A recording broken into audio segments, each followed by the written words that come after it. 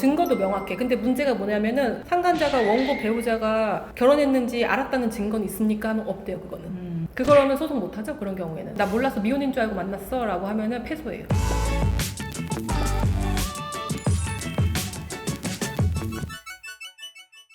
안녕하세요. 이혼 전문 박은주 변호사입니다. 저희가 탐정원을 모시고 이것저것 궁금해가지고 물어볼 게 많아서 이번 영상은 뭐냐면은 의뢰인분들이 탐정님한테 의뢰를 하면서 궁금한 점 있을 것 같아요. 탐정 언니님은 이제 실무가시기 때문에 법적인 효력이나 법률적인 증거나 이런 부분은 반대로 물어보시면 제가 답하는 그런 시간을 갖도록 하겠습니다. 여러분 재밌겠죠? 네. 꼭 상세하게 부탁드리겠습니다. 너무 상세해요. 네.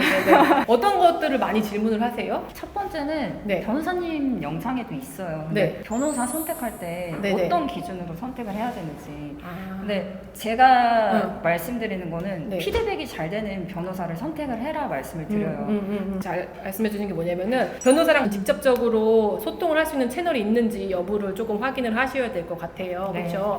그리고 또 하나는 실무적으로 이런 소송 경험이 얼마나 많은지 예, 이런 거를 조금 파악을 하셨으면 좋겠어요. 왜냐면은 어디 뭐 상담 갔다 왔는데 이건 된대요, 이건 안 된대요, 뭐 이렇게 말들이 되게 많이 바뀌거든요. 제가 봤을 때는 되는 사건인데 안 된다고 하는 사람 있고 안 되는 사건인데 되는 사건이라고 하는 사람들도 있어요. 물론 맞아요. 제 판단이 100% 맞지는 않지만 그게 경험치에 쌓여서 기준이 되는 거거든요. 그래서 부정행위에 관련된 소송을 얼마만큼 많이 해봤는지 그런 거를 확인해 보는 것도 되게 중요할 것 같아요. 두 번째 질문 가겠습니다. 네네네. 네. 상간녀 소송 준비할 때 가장 중요한 증거가 네. 유부남인지 알고 맞아. 만났다는 걸 증명해야 되잖아요. 맞아요. 그렇죠? 근데 만약에 원고가 의뢰자가 피고 상간자에게 연락해서 내 남편 나랑 결혼했고 너랑 지금 불륜 저지르고 있는데 그만둬라 이렇게 알렸어요. 알렸어. 그러고 난 다음에 둘이 만나는 장면을 포착을 했어요.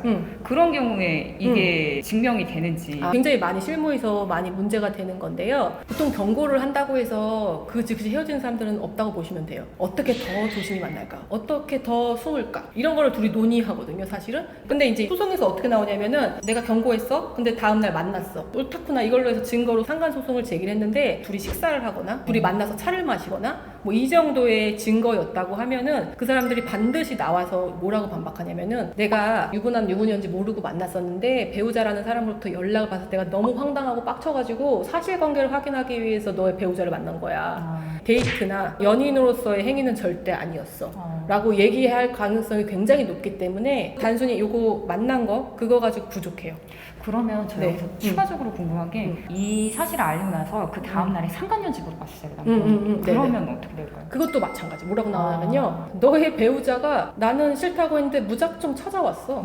이렇게 했어요. 실제로 들어가서 뭐 밤을 새고 나오는 것까지 나왔으면 괜찮지만 예, 그냥 들어가는 것까지는 확보를 했어. 그랬을 경우에는 그것도 부족할 수 있다. 단편적인 일회성 만남이나 이런 것들만 있을 때는 사실 소송 좀 위험해요. 그래서 좀 더 지켜봐야 되는 상황들이죠, 사실은. 제가 더 주도 면밀하게 봐야 되겠네요. 맞아요. 세 번째 질문 또 네네. 있어요. 네. 이혼 소송이나 상간 소송 진행을 할 때 이제 소장을 작성하잖아요. 맞습니다. 그때 증거를 다 내는 게 유리해요. 아, 처음부터? 네. 저 같은 경우는 증거 다 오픈하면 내 패를 다 까는 거기 때문에 저는 한두 개는 무조건 꼭 남겨두라고 말씀드리거든요. 변호사님 생각은 어떠신지 궁금해요. 변호사마다 그것도 또 다 달라요. 근데 저의 입장은 대부분의 많은 증거들을 한 번에 다 몰아내고서 상대방이 더 이상 빼박할 수 없는 상황을 만들자라는 게 기본적이긴 한데 상황마다 다른 게 어떤 거냐면은 부정행위의 증거만 돼.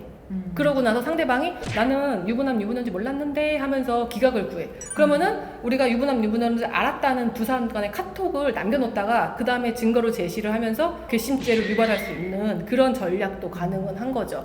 그리고 또 하나는 굉장히 결정적인 증거, 그러니까 유부남 유부녀인지 알았다는 증거라던가 성관계의 증거, 우리가 확보하기 위해서 가장 많이 사용하는 것들이 사실은 차량이나 아니면 집안에다가 녹음기를 설치하는 거거든요. 근데 그 녹음기 설치하는 게 불법이에요, 여러분. 내가 포함되지 않는 제3자 두 사람 간의 대화를 동의 없이 녹음하는 게 형사처벌의 대상이 되거든요. 민사적으로 상간소송에서 증거가 사용될 수 없다, 그건 아니고 사용 당연히 가능하지만 그 행위에 대해서 형사처벌 대상이 되는 거는 맞기 때문에 상간자는 아니면 배우자가 피해 배우자를 형사 고소할 수 있다. 그런 것 때문에 우리 초반에는 그냥 우리가 알고 있는 증거들만 내고 있다가 나중에 정 안 되면 이거라도 내봅시다 라고 했을 때 의뢰인분들이 결정을 하시는 거예요. 변호사님 그 내주세요. 내가 감수하겠습니다 합니다 하면 그때 내는 그런 식으로 해가지고 증거를 나중에 내는 경우는 있어요. 마지막으로 궁금한 게 증거를 어느 정도 가지고 가야 소송을 진행할 수 있을까요? 현장에서 증거 찍으면서 네. 밥 먹는 모습, 스킨십하는 모습, 그리고 모텔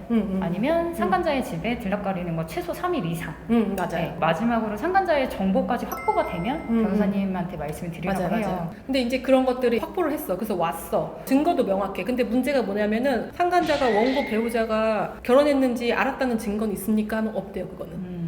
그거로는 소송 못하죠. 그런 경우에는 못합니다. 나 몰라서 미혼인 줄 알고 만났어 라고 하면은 패소해요. 그런 부분은 안 되고, 만약에 신상을 확보했다고 하면은요, 근데 이 사람이 유부남 유부녀인지 알고서 만났다는 증거는 없어요, 변호사님. 그러면은 부정행위에 관련된 증거가 확보되어 있는 상태에서는요, 결국에는 상간자나 내 배우자를 조질 수밖에 없어요. 그렇죠. 예, 그래서 확인서를 받아내거나 녹취를 하거나 부정행위 당사자들이 유부남 유부녀인지 알고 만났어 라는 시인까지 있을 때 100% 승소가 가능하기 때문에 그때 소송에 들어갑니다. 증거는 많으면 많을수록 좋습니다, 여러분.